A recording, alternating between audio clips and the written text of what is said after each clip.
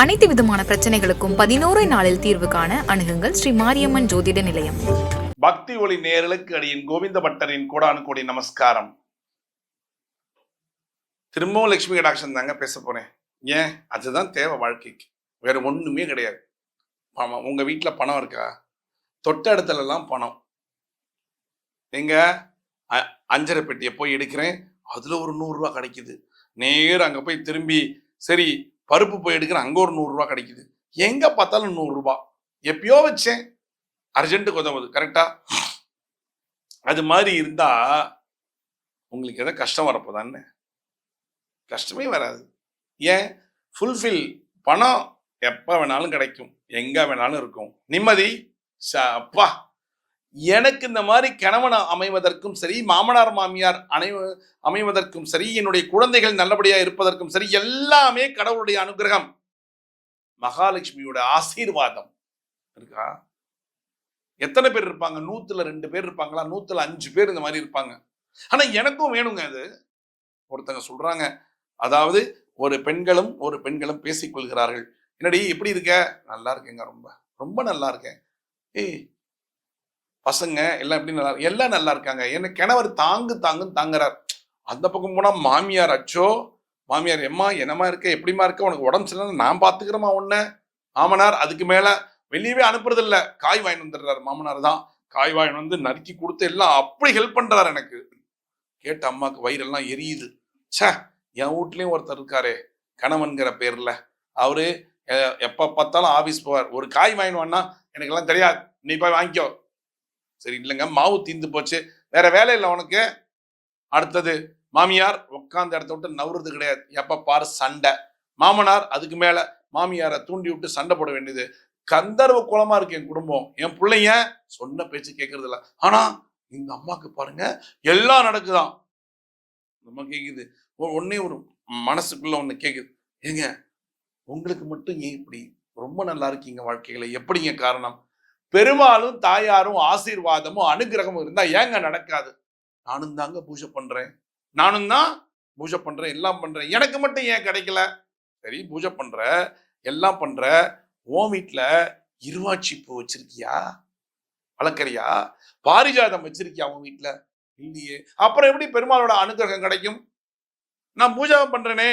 பூஜை பண்றீங்க, எல்லாம் பண்ற, கரெக்ட். ஆனா லைவா இருவாட்சி பூ யாருக்கு பிடிக்கும்? பெருமாளுக்கு உகந்தது. நீ என்னைக்காவது ரெங்கநாதரை சேவிச்சிருக்கியா? சேவிச்சிருக்கீங்க. அவருடைய மாலையை பார்த்திருக்கியா? ரெங்கநாதரே அழகு, மாலை அதுக்கு மேல அழகு. அந்த மாலையை ரெங்கநாதர் மேல அந்த மாலை போட்டனே அழகோ அழகு. அதுல என்ன இருக்கும் பார்த்திருக்கியா? இந்தியே இருவாட்சி பூ வச்சு மாலை தைச்சிருப்பாங்க, மாலைய பின்னிருப்பாங்க. அப்ப இருவாட்சி பூ யாருக்கு பிடிக்கும்? பெருமாளுக்கு பிடிக்கும். அப்ப உன் வீட்டுல இருவாட்சி பூ செடி வள. அதுக்கு அடுத்தது தாயாருக்கு உகந்தது வெண்மை. அந்த வெண்மையா இருக்கக்கூடிய பூ இது பாரிஜாதம். என் வீட்டுல ஒரு பக்கம் செடியில என்ன இருவாட்சி பூ வச்சிருக்கேன், இட்லி பூன்னு சொல்லுவாங்க. அடுத்தது பாரிஜாத பூ, வெள்ளை கலர்ல அப்படியே பூ, அப்படி காலையில பார்த்தா ஃப்ரெஷ்ஷா இருக்கும்.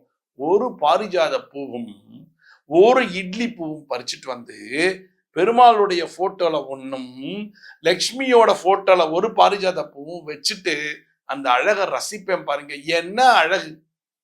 அந்த பாரிஜாத பூவும் அழகா இருக்கும், அடுக்கு ஒரு மாதிரி அடுக்கா வளர்ந்துருக்கும், வெள்ளை கலர்ல வெண்மையா இருக்கும். அதுக்கு அடுத்தது இருவாட்சி பூங்கிற இட்லி பூ எப்படி இருக்கும்? சிகப்பு கலர்ல அழகா ரவுண்டா அடுக்கடுக்கா இருக்கும். அதை வச்சு நைவேத்தியம் பண்ணிட்டு வருவேன். நைவேத்தியம் என்ன வேணாலும் பண்ணுங்க, இந்த தினமும் இந்த பூ அது ஒண்ணு இது ஒண்ணு வச்சு பாருங்க, அருமையான வாழ்க்கை இருக்கும், லட்சுமி கடாட்சம் கிடைக்கும், பெருமாளுடைய அனுகிரகம் கிடைக்கும். காலையில பூஜை பண்ணும்போது வைங்க. எப்ப பறிக்கணும்? காலையில குளிச்சுட்டு வந்துதான் பறிக்கணும். குளிக்காம இந்த 2 பூவையும் பறிக்கவே கூடாது. குளிச்சுட்டு வந்து பறிக்கணும். சரி, எல்லாம் ஓகே. அந்த 3 நாள் எப்படிங்க போறது? நீங்க போக வேண்டாம். உங்க வீட்டுல உங்க தான் மாமனாரோட அழகா பேசுறீங்கல்ல, மாமியார்ட்ட சொல்லுங்க, அம்மா கொஞ்சம் பறிச்சு வச்சிருங்கம்மா. ஓடி போவாங்க உங்க மாமியார், அவங்க பறிச்சு வைப்பாங்க. பா, ரொம்ப கஷ்டப்படுறடா குழந்தை, நான் பாத்துக்கிறேன். எவ்வளவு பேர் வீட்டுல நடக்கும். அப்ப இதுக்கு காரணம் என்ன? பெருமாளுடைய அனுகிரகமும் தாயாருடைய அனுகிரகமும் எப்பெல்லாம் கிடைக்குதோ அப்பெல்லாம் அந்த வீடு சுபிக்ஷமாக இருக்கும். மாமனார் மாமியார் மட்டும் இல்லைங்க, கணவரும் அன்பாக இருப்பார். உங்களுக்கும் கோபம் வராது, கணவருக்கும் கோபம் வராது, குழந்தைகளும் உங்களோட அந்யோன்யமாக இருப்பார்கள். போருமா? வாழ்க்கையில போருமே. இதை விட வேற என்னங்க வேணும்? இதை விட வேற என்ன வேணும்? ஒருவருக்கு குடும்பங்கள் அருமையாக அமைந்து விட்டால், அழகாக அமைந்து விட்டால் அதுவே பெரிய தவம். ரைட்டுங்களா? அருமையான ஒரு குடும்பம். கணவனானவன் நேர வீட்டுக்கு போறாரு. போனோன்ன அந்த கணவனை உட்காத்தி வச்சு ஆசுவாசப்படுத்தினாலே போதுங்க. மனைவிக்கு கணவனுக்கு அன்பா இருக்கும். உண்மைதானே? சோ இந்த குடும்பம் அமையறது தான் கடவுள் கொடுத்த வரம். அந்த கடவுளை தான் வீட்டுல வச்சிருக்கீங்க. என்னவா? இருவாட்சி பூவா வச்சிருக்கீங்க, பாரிஜாத பூவா வச்சிருக்கீங்க. இதுக்கு மேல வாழ்க்கை என்ன வேணும் சொல்லுங்க? சனி ஞாயிறாச்சா மாமனார் மாமியார் எல்லாம் கார்ல கிளம்பி போடுவோம், நல்லா என்ஜாய் பண்ணுவோம், வருவோம், மனசு லேசா இருக்கும். இதாங்க வாழ்க்கை. செய்யறீங்களா? யாரெல்லாம் வீட்டுல வளர்க்கலையோ அவங்க எல்லாம் ஒரு தொட்டியில வச்சு வளர்க்கலாம், பால்கனில வளர்க்கலாம். கொஞ்சமா பூ வரும்போது செய்யுங்க, அழகா பண்ணுங்க, அருமையா இருங்க, சந்தோஷமா இருங்க. இருக்கீங்களா? மீண்டும் ஒரு சாஸ்திர சம்பிரதாயத்துல உங்களை சந்திக்கிறேன். பக்தி ஒளி நேயர்களுக்கு அடியேன் கோவிந்த பட்டரின் கோடானு கோடி நன்றிகள்.